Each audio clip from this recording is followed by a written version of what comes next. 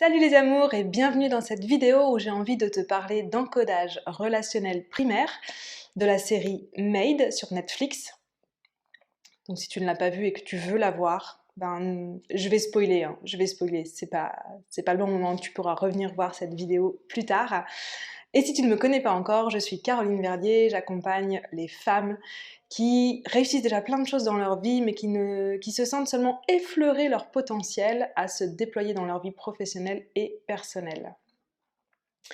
Donc dans cette vidéo, j'ai vraiment eu envie de faire cette vidéo pour deux raisons, parce que je viens de finir de regarder, binge-watcher, la série Made sur Netflix, et comme en même temps j'étais en train de créer un programme qui s'appelle Puissance et Vulnérabilité. Si c'est quelque chose qui t'intéresse, je te mets le lien dans la description. C'est un programme de 4 semaines. Faut être prêt, c'est pour les personnes qui veulent vraiment aller toucher leur puissance, qui ont envie d'aller voir à l'intérieur d'elles.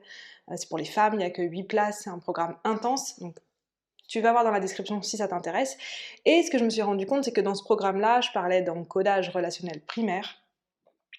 Et pour moi, c'était flagrant que la série Made pouvait vraiment nous aider à comprendre ce que ça veut dire et comment est-ce qu'on change ça. La série Made, donc si tu connais pas, comme je disais juste avant, je vais spoiler, regarde pas la vidéo si tu veux la voir de ton côté, mais en gros, c'est l'histoire d'une jeune femme, Alexandra, qui fuit une relation abusive avec des violences psychologiques. Elle fuit cette relation, elle est avec sa fille qui a à peine 3 ans. Ça se passe en Amérique, du côté de Washington, je crois, mais vraiment dans une classe sociale pauvre. Je crois que quand la première fois qu'Alexandra quitte son mec, elle doit avoir 18 $ en poche.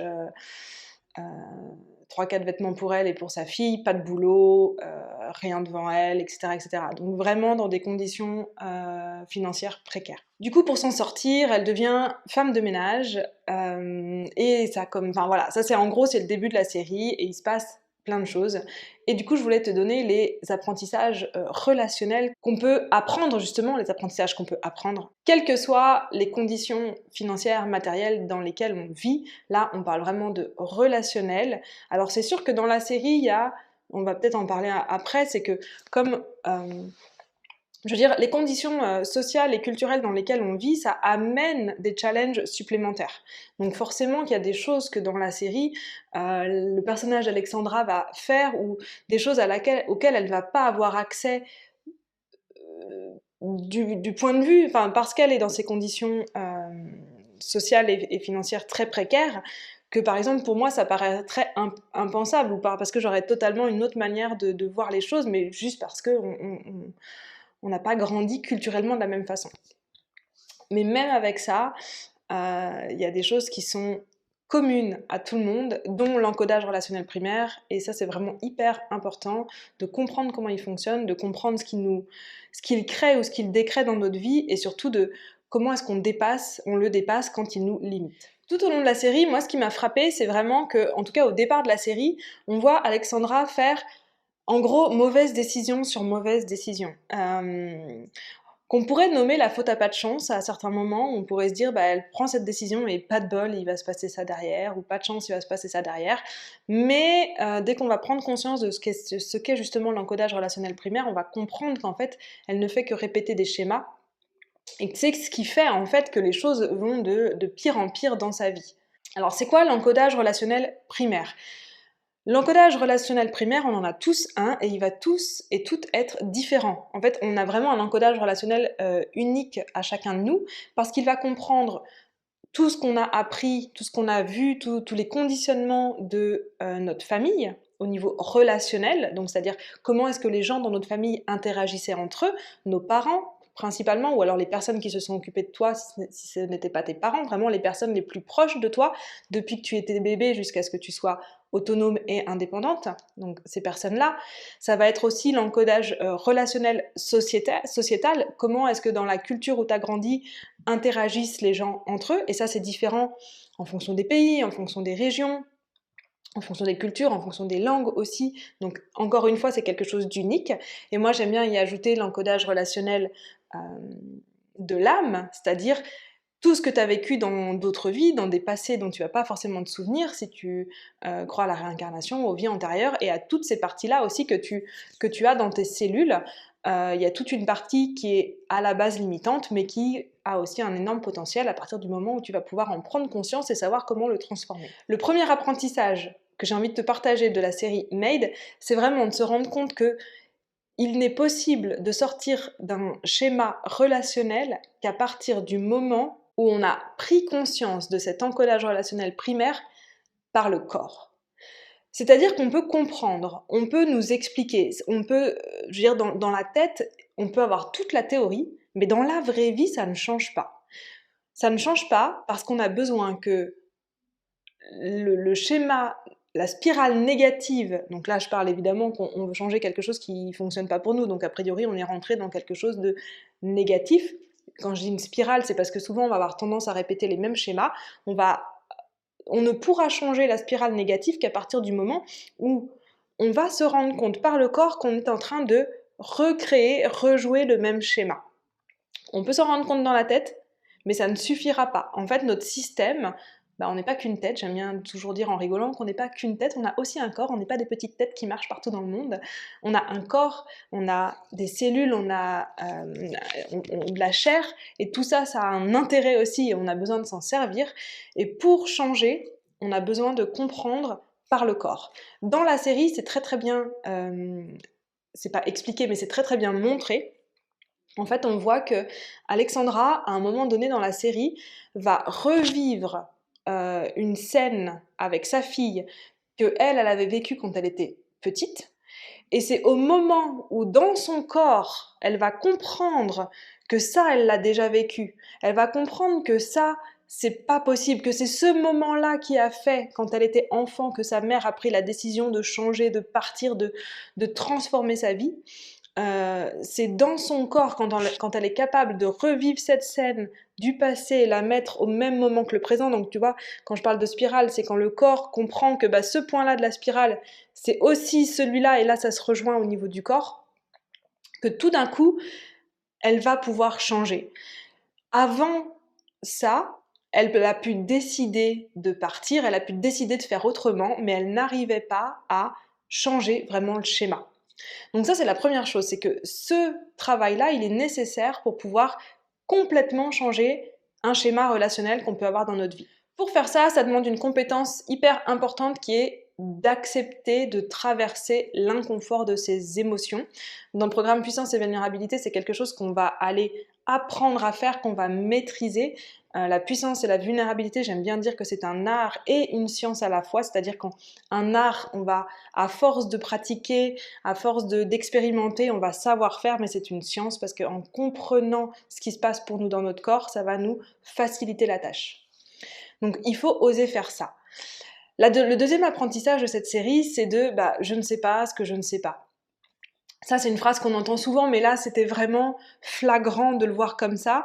C'est-à-dire que, par exemple, dans la série, Alexandra, tout d'un coup, il va y avoir... elle va partir avec sa fille et son mec, donc qui est le gars dans la relation abusive, qui est violent psychologiquement avec elle, il va pouvoir récupérer la garde de sa fille parce qu'Alexandra ne connaît pas ses droits, ne sait pas qu'elle pourrait faire appel à un avocat, elle ne sait pas comment gérer cette partie-là. Et tout ce qu'elle ne connaît pas, tout ce qu'elle ne sait pas, elle ne le sait pas, et donc c'est tout un monde qui ne lui est pas accessible. Et ça, c'est une question de connaissance, c'est aussi une question de personnes qui t'accompagnent. Donc moi je travaille en coaching, et le coaching il sert à ça, il sert à changer un point de vue, à regarder tous les angles morts qu'on n'a pas encore vus sur nous-mêmes pour justement ouvrir toutes ces possibilités. Et c'est sûr que moi, quand je regarde la série, sur le moment, je dis mais pourquoi elle fait pas ça, pourquoi elle fait pas... Parce que c'est quelque chose auquel j'ai accès. Mais ce qu'il faut savoir, c'est que de toute façon, chacun ou chacune à notre niveau, il y a quelqu'un d'autre qui peut nous regarder en nous disant mais pourquoi tu fais pas ça, pourquoi tu fais pas ça, ça serait tellement plus logique et ça marcherait mieux.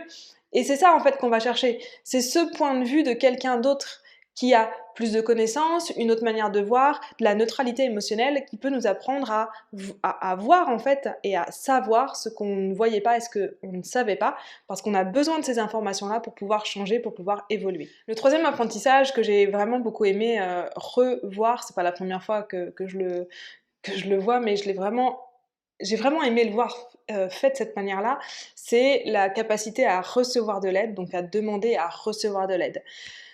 Dans la série, plusieurs fois, Alexandra, elle aurait l'opportunité d'avoir de l'aide, et à chaque fois, moi, ce que j'ai ressenti, c'est qu'elle n'osait pas en parler, elle n'osait pas parler de ses problèmes, elle n'osait pas demander de l'aide, parce que derrière, il y avait énormément de honte, de culpabilité, de l'émotionnel, en fait, qui l'a empêchée de recevoir de l'aide.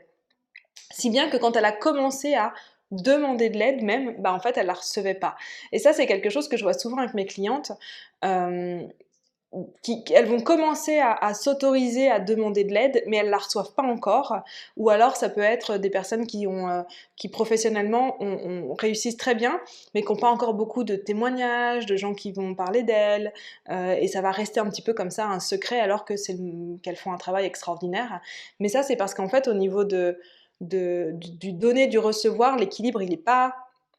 C'est comme si on avait un canal, qu'on pourrait dire le canal d'abondance, parce que recevoir, c'est l'abondance.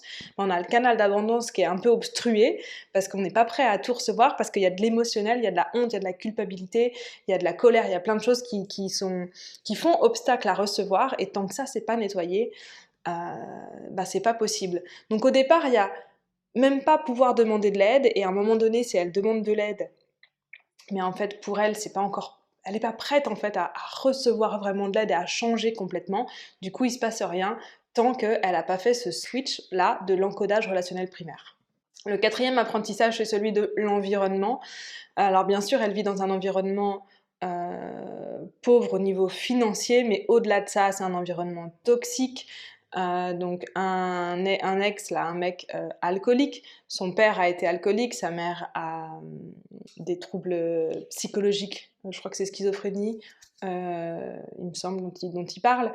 Et tout cet environnement-là, bah, du coup, elle, c'est la personne forte là-dedans, c'est la personne qui tient un petit peu tout ce monde-là en place. Elle a une fille en plus dont elle doit s'occuper, donc on sent qu'elle a cette force intérieure à tenir tout ça, à rester droite à l'intérieur de ça, mais en même temps, ça reste un environnement qui la plombe tout le temps, qui crée des nouvelles situations compliquées, qui crée des nouveaux problèmes, qui crée des nouveaux obstacles. Et en fait, à la fin de la série, c'est pour ça que je dis que je vais la spoiler totalement, c'est qu'à la fin de la série, au moment où elle s'en sort, en fait, elle quitte complètement cet environnement. Et je crois que quand on est dans ce type d'environnement toxique à ce point, il n'y a pas photo. On doit changer d'environnement si on veut changer, et il n'y a juste pas photo. Et quand on n'a pas un environnement toxique, mais qu'on a un environnement qui nous tire vers le bas, parce qu'on a des gens qui croient pas en nous, parce qu'on a des gens autour de nous qui sont pas prêts à recevoir qui on est, à recevoir l'intensité de qui on est, avec des gens qu'on aime fort, mais à qui on n'oserait pas dire tout ce qu'on vit, à qui on n'ose pas se confier, des gens comme ça, des gens à qui on fait attention, des gens qu'on aide beaucoup, que ce soit la famille ou les amis. Bah ça fonctionne pas en fait. On ne peut pas s'autoriser à se déployer totalement dans ce genre d'environnement. Donc pour moi, c'est vraiment important de vivre dans un environnement relationnel où on va pouvoir s'autoriser à être à fond qui on est, de toute notre intensité, et on verra bien ce qui se passe. Parfois, on n'a pas besoin de changer d'environnement, on a besoin de changer qui on s'autorise à être. Et parfois, on a besoin de changer d'environnement. En tout cas, là, dans la série, c'était vraiment clair. Tant qu'elle était dans cet environnement-là, même quand elle voulait changer, ça l'a tirée vers le bas. Et c'est quand elle a fait le pas de « Ok, je change, je pars, je vis ma vie », qu'il y a quelque chose qui bouge. Et le cinquième apprentissage que j'avais envie de te partager, c'est le fait de rester ferme dans ses décisions. Plusieurs fois, elle prend une décision dans la série et elle va la changer au dernier moment parce qu'il y a une autre... Je vais prendre un exemple. Donc, la première fois qu'elle quitte son ex, ce qui est a priori la très bonne décision à prendre, bah, il y a un moment donné dans la série où elle se sent pas bien, il y a eu encore un problème avec sa mère, financièrement, ça va pas, etc., etc. Et du coup, elle retourne avec son ex. Donc, elle n'est pas restée ferme dans sa première décision parce qu'à un moment donné, émotionnellement, elle n'avait pas les ressources. C'est pas un jugement. J'aimais pas un jugement. Je regarde ce qui s'est passé. Donc, elle n'avait pas les ressources pour faire autrement, mais du coup, elle est retournée avec son ex. Donc, rebelote, retour à la case départ, retour dans la relation abusive psychologiquement, etc., etc. À un autre moment, par exemple, on voit aussi que elle décide de fêter l'anniversaire de sa fille dans un parc. Et elle a ce qu'on pourrait croire être une bonne opportunité de personnes plutôt riches qui lui disent « Mais non, mais on vous prête notre terrasse, venez faire l'anniversaire ici, ce sera plus chouette et tout ça. » Et on sent au départ qu'elle n'est pas sûre, elle ne sait pas si elle doit faire ça et tout ça, et elle finit par dire oui sous l'insistance des autres personnes. Donc elle n'est pas encore une fois restée ferme dans sa décision, dans je pense, son intuition de base. Et c'est une soirée qui tourne à la catastrophe, elle finit par perdre son appartement. Et revenir encore une fois à la case départ, elle risque de perdre même la crèche de sa fille, etc. etc. Et là, elle n'est pas restée ferme dans sa décision. Moi, je me souviens à l'époque où j'ai quitté mon ex-mari, donc le papa de mes enfants, il y a tellement de moments où on se dit, mais c'est difficile, personne comprend, peut-être que j'ai fait la plus grosse erreur de ma vie. En fait, des doutes, il y en a tout le temps. Mais je crois qu'à un moment donné, ce qui nous a tiré vers l'avant, ce qui nous a amené à prendre une décision, si on sait qu'on est au bon endroit, si on sait qu'elle est bonne pour nous, revenir en arrière, c'est jamais une bonne solution. Et le revenir en arrière, quand il vient d'un scarcity, c'est-à-dire la peur du manque, quand il vient d'émotions trop pleines, donc on est dans quelque chose où on n'arrive plus à gérer nos émotions, on n'est pas bien, ça va merder aussi. Et je crois que être capable de rester ferme dans ses décisions, c'est ce qui nous rend acteurs, actrices de notre vie.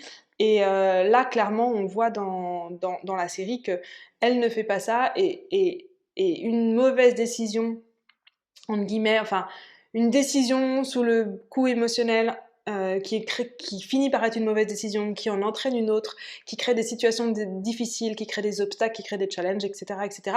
C'est presque une descente aux enfers, en fait, jusqu'à toucher le fond et à remonter. Moi, je crois aujourd'hui que, de toute façon, la vie, elle nous amène à toucher le fond quand on ne fait pas autrement, quand on ne peut pas faire autrement, quand on n'a pas les ressources en nous pour faire autrement, et c'est ok en fait. Il n'y a pas de jugement en fait. Si on a besoin de toucher le fond parce qu'on a besoin de toucher le fond, eh ben on fait comme ça. Et on remonte après. Et puis parfois, il y a des moments dans notre vie où on n'a plus besoin de toucher le fond, on sait qu'on peut faire autrement, on sait par exemple qu'on pourrait être accompagné, on sait qu'on pourrait avoir quelqu'un qui va nous aider sur le chemin, des fois ça peut être des formations aussi. Et là, on peut faire autrement.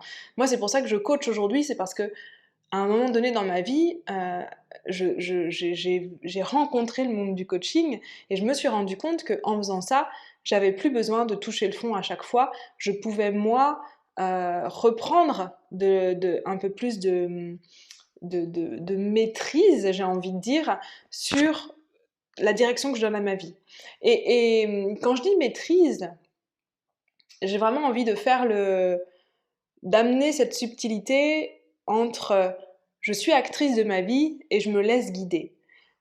Je sais où je vais, mais je suis dans le moment présent. Et pour moi, c'est deux choses qui sont importantes et difficiles à relier et à mettre ensemble. Mais c'est vraiment, en tout cas pour moi, comme ça que j'ai envie de vivre ma vie, c'est-à-dire que je sais où je veux aller et je suis au moment présent. J'ai une direction, j'ai des objectifs, j'ai des intentions, mais j'ai pas d'attente. Et c'est pour moi deux choses très très différentes. Et ça, c'est vraiment... c'est comme ça que j'ai envie de vivre ma vie. Et souvent, en général, les personnes avec qui je travaille, c'est aussi comme ça qu'elles ont envie de vivre leur vie, c'est de pouvoir combiner ces deux facettes. Dans le livre de Vishen Lakhiani, il dit le Bouddha et le badass, d'être les deux à la fois et de combiner ces deux facettes à l'intérieur de soi pour vivre une vie épanouie. Dis-moi ce que tu as retenu de cette vidéo, dis-moi si tu avais vu la série Made, si tu as fait les mêmes apprentissages que moi, enfin, en tout cas si c'est les mêmes clés qui sont ressorties pour toi, et qu'est-ce que tu retiens de cette vidéo. Si c'est pas encore fait, abonne-toi à la chaîne, ça nous aide vraiment beaucoup pour faire grandir la chaîne, pour que nos vidéos soient vues le plus possible, et pour qu'on puisse continuer aussi à les faire. Et je te dis à la semaine prochaine.